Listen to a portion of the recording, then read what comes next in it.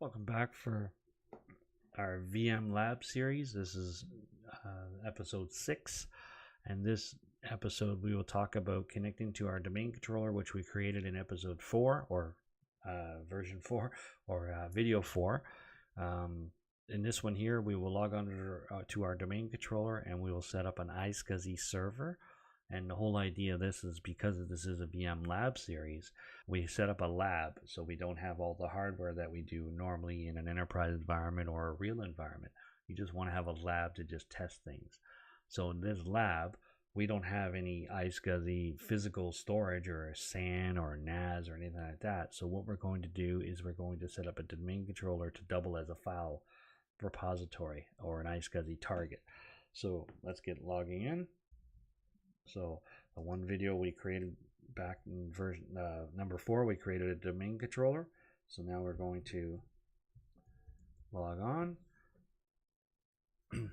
and this keeps popping up here because it always does. So I just want you to see I use BG info to get this information. So we're on domain controller 1 iSCSI. So that's what I named this server. And what we're going to do is we're going to utilize a second disk and pretend this is our storage array. So our iSCSI file repository. So we're going to use this and pretend this is a storage unit like a SAN or an iSCSI target of some sort. So this will pretend and show all the other VMs that it has this storage that's on some storage array, but yet it's sitting right here. So on here we have no files. So I create an iSCSI virtual disk folder, and this is where we'll stick them. So just showing you here. So now we'll minimize that, and what you do to get it started, open up Server Manager, and because we already have the role of DNS and AD in our file services role, I already have it installed, but I'm going to show you what to do. So let's add roles and features, next, and this is role base, next. And this is this machine, so we're going to leave it as you see, or 0.10. So next, and then what you're going to do is go to the file services, again expand that, and you want to check off iSCSI target server. I already have it installed, but you just have to click on that to install the target server, and then you click next, and that's all we need. You click next and then provide the source where the CD is, and then go there, cancel. And once it's done, it's in. So now we will go here to File Services, and we see now we have our disks and iSCSI. So now, once we're in iSCSI, what we want to do is, my future videos for this lab series is to set up an SQL cluster. I created a video previously, but my volume wasn't too loud, so I'm just going to recreate the videos, and this is why we need these steps to get there. So this step here is just to build the target servers, so this way it has storage for those servers. Now just want to check something here, so I'm going to go out of full screen mode, and you notice I have cluster 1 and 2. So cluster 1, I'm going to power on in the background, and just to have that ready for us. So go back to our domain controller, I'm going full screen. So back to iSCSI. So now what we want to do is we want to create a couple of disks so the database server can have some disks. So first thing we want to do is create a new disk, and we're going to choose E as a target, and we could do custom path as well. So let's go here to browse, I want to go E, and we're going to put them inside that folder. So this is where we'll put them. Okay, so next, now we want to name this disk. So the first disk we want to do is we're going to call it the data disk. So this is where our database will store in our next videos. So we'll just create a data disk. And in case of our lab, we're not really holding large data, but you can do it as big as you want. I'm just going to say, let's say 15 gigabytes, and we'll let it dynamically expand. Next. And now we don't have a target, so we have to create a new target. So a target here, if you take a look here, this is assigning a disk to an existing iSCSI or create a new target. Okay, so the target, we want to target it to a machine, right? So, or we'll call this iSCSI target. So let's call this target or iSCSI target 1. Oh, target 1. So we'll name that. Next. And now we want to add any machines that will access this. So now what you have to do is find out what the address is for the other machines. So let's go back out again, minimize this down, and let's go to this machine. It should be booted up. Let's go on this machine and see what IP address it's using.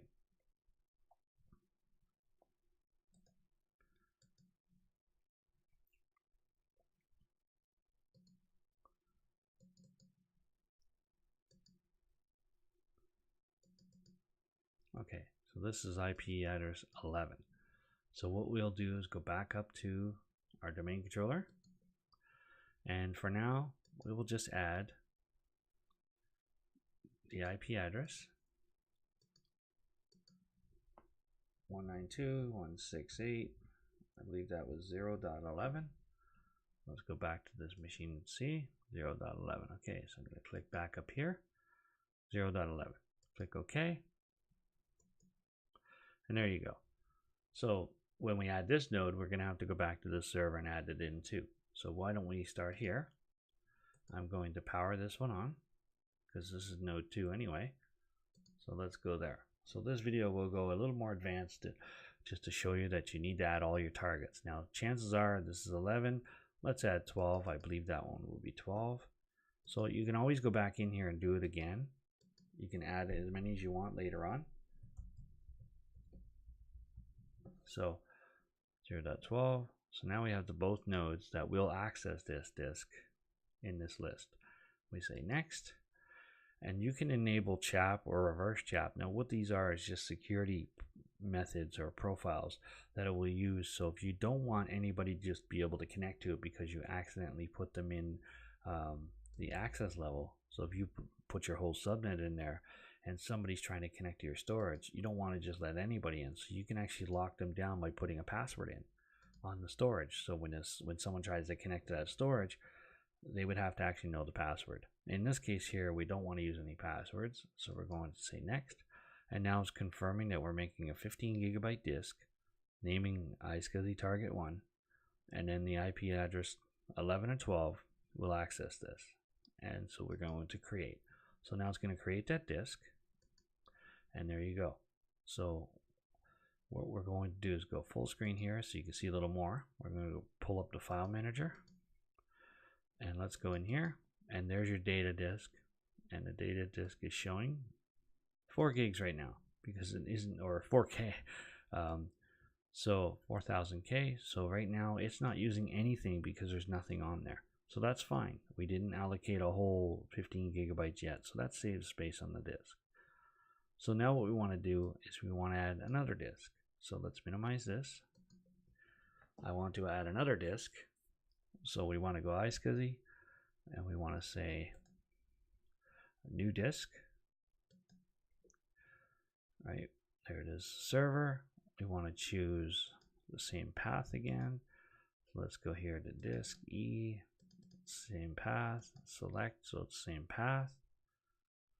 Next, and this one here we want to call this one, let's call this one logs.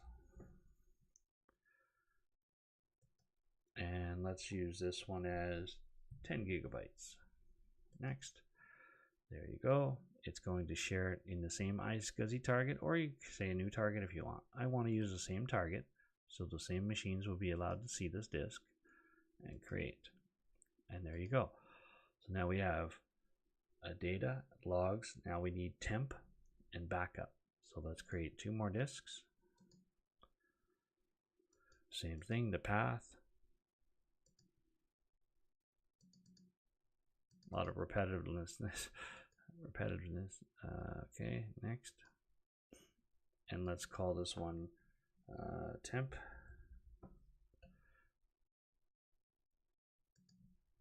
And let's give this one 9. And I'm doing different sizes so you can see the disk. That's why, because if I just say 10, 10, 10, 10, then it's hard to tell which disk is which. So again, you go next. We want to use same target and create. So now it created that. So now we have temp data logs. Now we need a backup. Same thing, choose a path. So you get the idea that we're going to just, you make as many disks as you want. And this one here, we're going to call this one backup.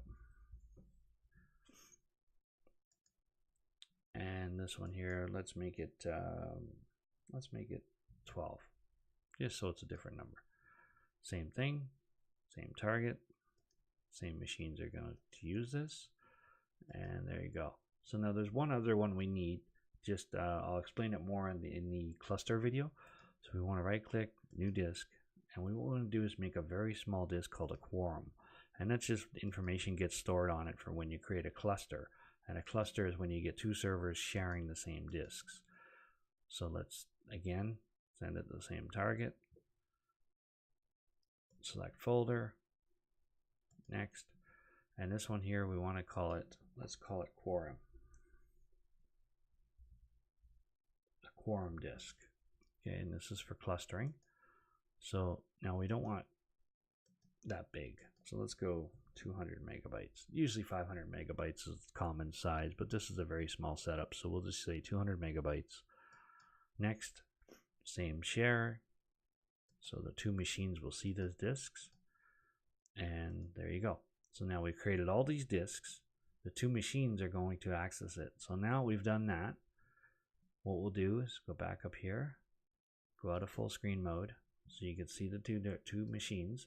So now what we have to do is we have to join these machines, I believe, to that domain. So this is just a bonus video adding some more information here. So local server, it's just part of a work group. So what we want to do is join a domain. So let's go to the domain controller and let's minimize this. And of course, what's the domain name? So let's find out. Control panel, system, and the domain name is domain name is compuguy.info.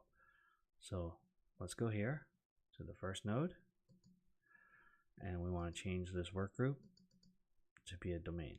Change domain, it's compuguy.info.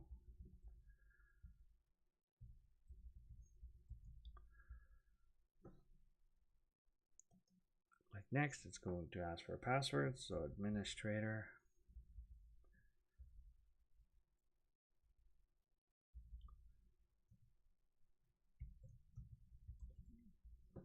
It's going to connect. There it is. It's connected to the domain. Everything is good. Let's close. And it's going to want for a restart. So let's do that. And let's go to node 2. And let's make sure this one has the same information. So this is just a little add-on to this video, because my domain controller video showed this already. So we're just going to add this one as well. So let's go to the control panel to see where this one is. Okay, so there we go. So let's change settings, domain. So now before we do this, let's see if we actually have this thing on the network properly. So we said this one might have been 12. Let's confirm. And it is 12. Okay, so we're going to back this out. Now I could just pull up a command line too, but hey, why not? Let's just go through this way. So compuguy.info, and it's going to ask us for a login and password.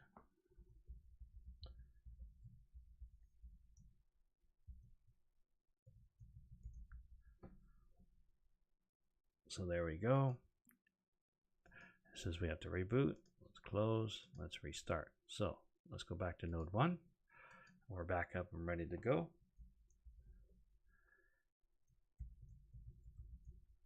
So now what we want to do is, this is not a local. We want to log on as the domain. So from here, we want to go administrator, because we're logging onto the domain. And it says I typed it wrong. Did I type it wrong? Yes, I did. I have a wireless keyboard here, and sometimes it drops keystrokes, so I think I need to replace it soon. It's those USB 2.4 gigahertz. I think I have some signal jamming or something going on with this keyboard is losing. So anyhow, so we've logged on and we just want to see that now. So we're part of the domain, and now what we want to do is you want to go to Administrative Tools and you want to go to iSCSI Initiator. Now I will open up here to show you here. So you can go to Tools and go iSCSI Initiator as well from Server Manager. So let's do that. So iSCSI Initiator, and it says not running. Click yes to start it. So let's start it up. Let's go back here and let's see if it started up by now. There we go. So now what it wants to know is a target. So the target would be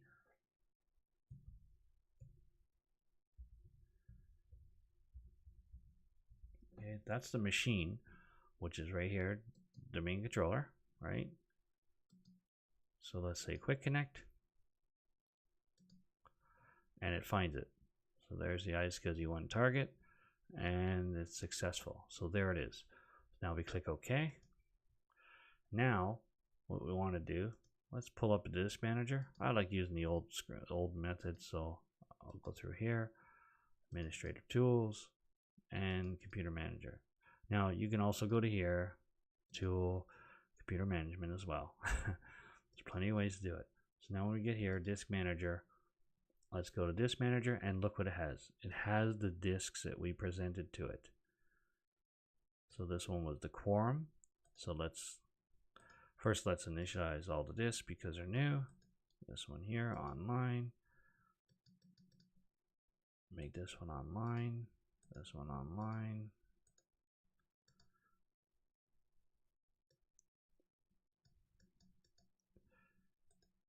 And they're all online. Oops, cancel. Make sure they're all online. Okay, so let's start with this one. Okay, so nowadays with the size of disks, we could just say GPT. And so any previous versions of Windows won't be able to see this. We're working on 2016. Let's make GPT just to make it simple. Okay, so let's make this disk what is made to be, quorum. So we're going to call this quorum.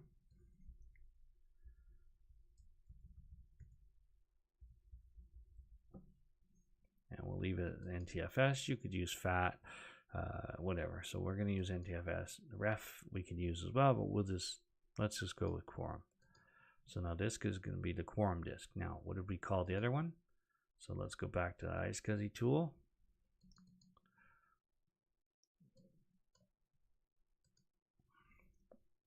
So the 12 gigabyte disk is backup. So let's go here. So the 12 gigabyte, which is this one, this is going to be backup. So let's call this one backup. There's a reason for labeling these the way we are. So backup. There we go. And the next one, a 9 gigabyte is temp. So let's go up. So 9 gigabyte. Call this one temp.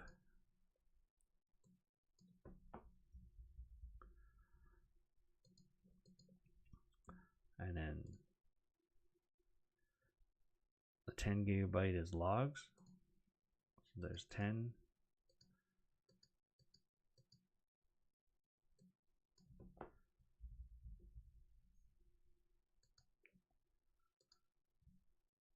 And the next one, 12 gigabyte. I think we've used that one already. That's backup. And the next one is 15 gig, which is data. So let's see what's left here. And there's the 15 gig. Let's call this one data.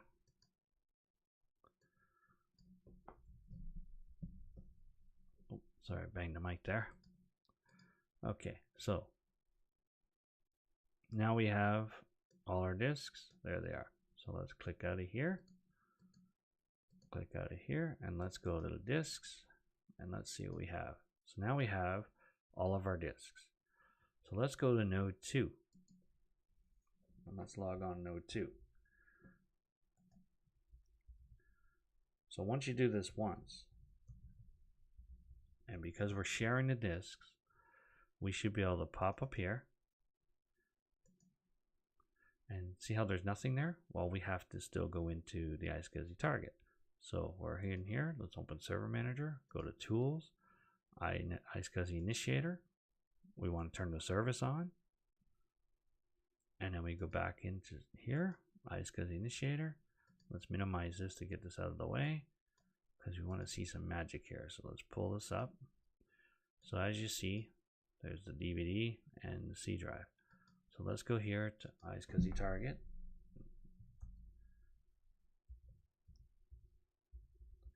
Now the target is our domain controller. Quick connect, it found it. Let's go there and let's click OK. Now you should see some disks pull up. So what we want to do is go back in here. I want to go right here to Tools, and let's go to Computer Management. We're going to sit here with this here now for there. Now the computer will see the disks. See how it sees them? But they're offline because the server has never seen them before. So once we go online, now what happens here is now you've shared disks between machines and they're going to fight who owns the disks. See how they're already formatted and labeled? I'm going to go back to the other drive. Now see how they're already formatted and labeled? So both servers have access to the same disks. The quorum disk is here. There's really nothing on it. So now that we have those disks labeled on both servers, we can then now move forward to start setting up our cluster, which is the next video. So the next video I will do, we'll go into, I guess video number 7, we'll go into setting up the cluster. So that's pretty much the step we wanted to go here. It's just showing you on node 1 and on node 2, they both access the iSCSI target. So on this server, it's sharing disks out like a storage unit. So pretend for a minute that this is some big storage unit that is sharing out disks. So if you've ever seen a SAN, a NAS, or anything like that, so now all these disks are being shared out by this big massive storage unit. But we're pretending using Windows to do this. So Windows can actually be a target for iSCSI. So if you have a large enough disks, you can do that, and that's how you can share out disks directly to Windows so it can act as a local disk. So this is how it connects up. So there you go. So now we have 2 servers with iSCSI target pointing to the iSCSI initiator, and they both have access to the disks that were shared out from this machine. So that's it for this video. This video was just focusing on how to set up an iSCSI target or an iSCSI server to simulate disks or partitions or storage being shared out from a massive storage array. So this is pretending for our lab purposes, it's using a disk that has a bunch of disks on it. So as you see here, they don't take much space because they're going to grow eventually. So again, that's all this video was for, is just to show you how to set up an iSCSI server, an iSCSI target, and the initiator. So the iSCSI targets are the 2 units that are going to use it for our next video. So video number 7 will carry on further by using these targets as a database cluster. So I will show you that in the next video. So thank you very much for watching. Leave a like, comment, and or dislike if you don't like the video. If you want to see more, please tell me what I can do better for you if you dislike the video. Rather than just disliking, I have to understand why you dislike it. Maybe you don't like my delivery format, you may not like my content, but please speak up, tell me what there is I can do better for you. I'm hoping my mic is better for this video for people to hear, and I'm also hoping that you were able to follow along through the video. So thank you very much for watching again. Please like, subscribe, and let me know your comments below what I could do better or what you'd like to see in a further video. Thank you very much for watching. See you next video.